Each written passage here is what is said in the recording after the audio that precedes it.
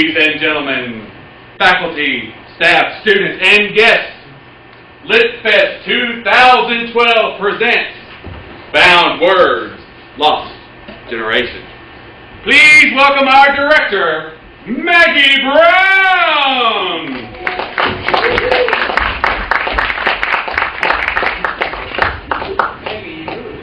Welcome, welcome, welcome, ladies and gentlemen, boys and girls, cats and dogs.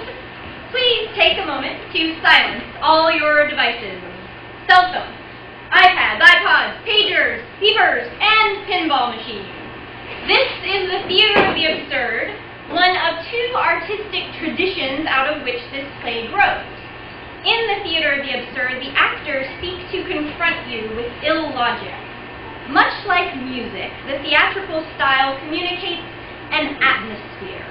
You will find no clear conflict or plot here, but rather be presented with objects and experiences that express the precariousness of human life. This style was innovated in the 1950s and 60s by playwrights like Samuel Beckett, Eugene Ionesco, and Harold Pinter, who focused on myth and ritual in an attempt to regain that sense of cosmic wonder that seemed to have been lost after World War II. The Theater of the Absurd has its roots in the avant-garde art experiments of the 1920s and 30s, and it is from the 20s and 30s that we get the second tradition that has influenced this production. The script itself is a splicing together of some of the most famous poems written by members of the Lost Generation, a literary group of the modern period, so named by Gertrude Stein, who told Ernest Hemingway, "That's what you all are, all of you young people who served in the war. You are a lost generation." This is, of course, the First World War, and the writers of the age experimented with subject matter to express the alienation of modern life. Also in an attempt to impose meaning on the human condition, these writers often used concrete imagery and professed that there were no ideas but in things. You will hear lines from Ezra Pound, E.E. Cummings, T.S. Eliot, Gertrude Stein, and William Carlos Williams. And one last thing. I need to tell you that what you're about to see is a staged reading of a play. It is not actually a complete production, but rather a testing ground of sorts for a working script. Our minimal costumes and props would be consistent with what you might find in an avant-garde performance, but the fact that the actors still have their scripts with them is the mark of a reading rather than a full play. So please be kind. They won't rewind. Just sit back, open your mind, and enjoy Found Words, Lost Generation.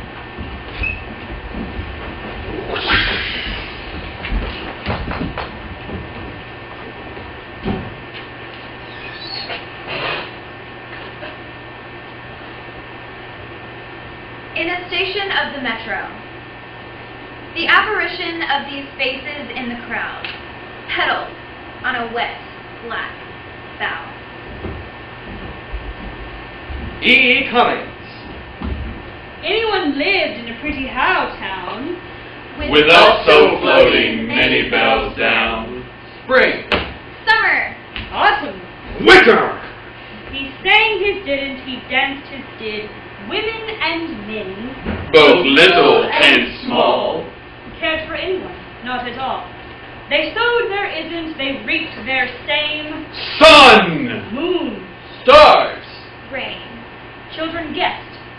But only a few, and down they forgot as up they grew. Autumn, Winter. Spring. summer, that no one loved him more by more, when by now and tree by leaf.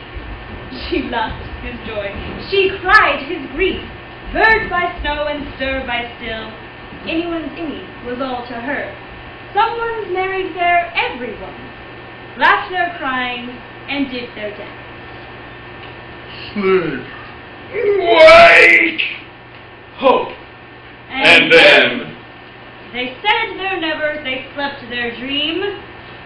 Stars. Rain. Sun. moon, And only the snow can begin to explain how children are apt to forget, to remember. With us so floating many bells down. T.S. Eliot and Gertrude Stein. Let us go then. you and I, when the evening is spread out against the sky, like a patient Icarus on a table, let us go through certain half-deserted streets, the muttering retreats of restless nights in one-night cheap hotels, and sawdust restaurants with oyster shells, streets that follow like a tedious argument of insidious intent to lead you to an overwhelming question. Do not ask, what is it? Let us go and make our visit. In the room, the women come and go, talking of Michelangelo.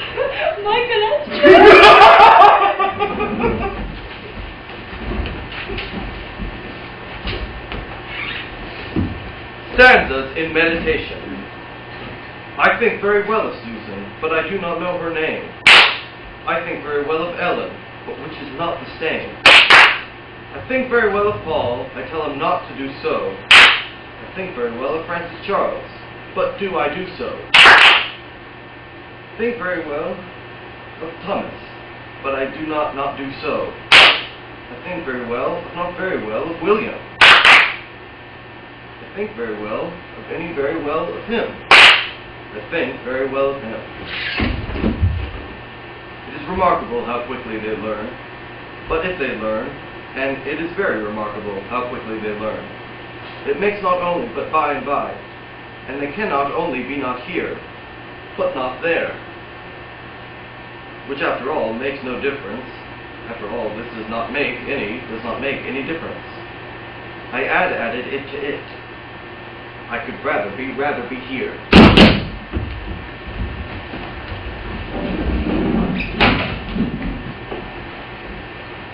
William Carlos Williams!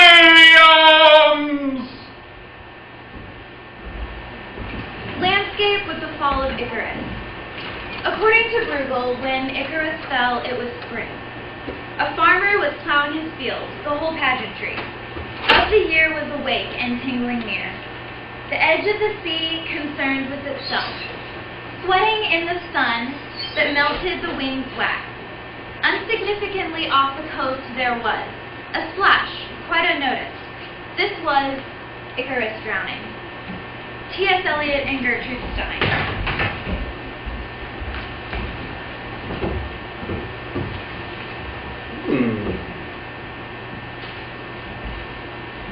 The yellow fog that rubs its back upon the window panes, the yellow smoke that rubs its muzzle on the window panes, licked its tongue into the corners of the evening, lingered upon the pools that stand in drains, that fall upon its back the soot that falls from chimneys, slipped by the terrace, made a sudden leap, and seeing that it was a soft October night, curled once about the house and fell asleep.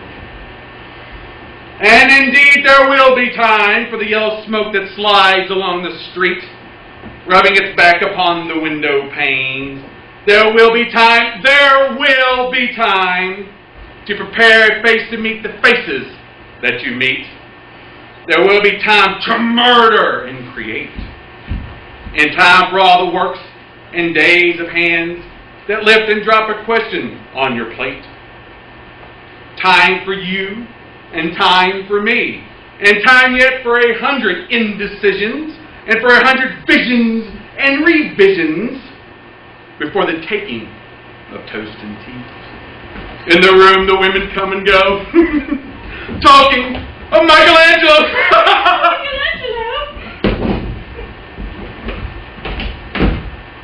It is not a range of a mountain of average, of a range of an average mountain, nor can they of a range. To have been not which they which, can add a mountain to this. Upper and add it then maintain, that if they were busy, so to speak, add it to and, it not only why they could not add ask, or when, just when, more each other. There is no each other as they like. They add why then, of merge and add in. It is of absolutely no importance how often they act. William Carlos Williams.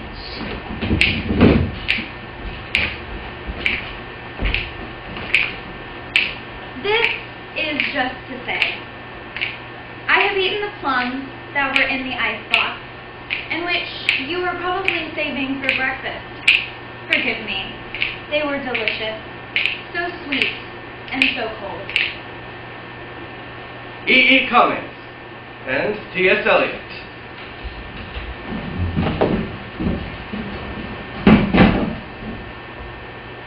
The Cambridge ladies who live in furnished souls. The Cambridge ladies who live in furnished souls are unbeautiful and have comfortable minds. Also, with the Church's Protestant blessings, daughters unscented, shapeless, spirited. They believe in Christ and Longfellow, both dead, are invariably interested in so many things. At the present, writing one still finds delighted fingers knitting for the is it poles. Perhaps, while permanent faces coyly bandy, scandal of Miss N and Professor D. The Cambridge ladies do not care. Above Cambridge is sometimes, in its box of sky lavender and cornerless, the moon rattles like a fragment of angry candle.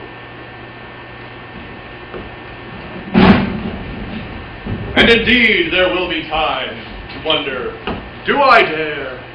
And do I dare? Time to turn back and descend to the stair, or with the bald spot in the middle of my hair. They will say, how his hair is grown thin. My morning coat, my collar mounting firmly to the chin, my necktie rich and modest, but asserted by a simple pin. They will say, how his arms and legs are thin. Do I dare disturb the universe? In a minute, there is time for decisions and revisions, which a minute will reverse.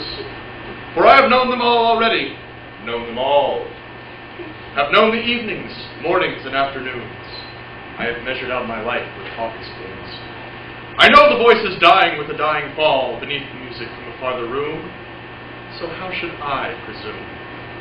And I have known the eyes already, known them all, that eyes that fix you in a formulated phrase. And when I am formulated, sprawling on a pin, when I am pinned and wriggling against the wall, then how should I begin to spit out all the butt ends of my days and ways? And how should I presume? And I have known them all already, known them all, arms that are braceleted and white and bare, but in the lamplight, down with light brown hair. Is it perfume from a dress that makes me so digress? Arms that lie along a table or wrap about a shawl? And should I then presume? And how should I begin?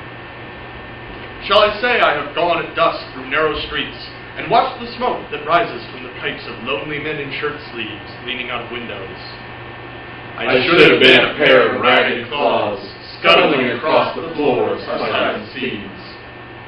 And the afternoon, the evening, sleeps so peacefully, smoothed by long fingers, asleep, tired, or it lingers.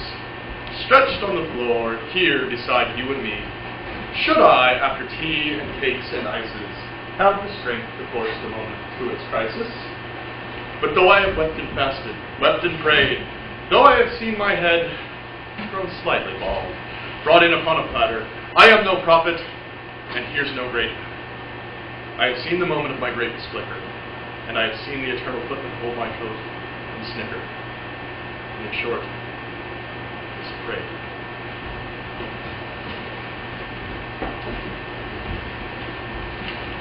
William! Carlos! William! The red wheelbarrow. So much depends upon a red wheelbarrow, glazed with rainwater, beside the white chicken. Gertrude Stein and T.S. Eliot.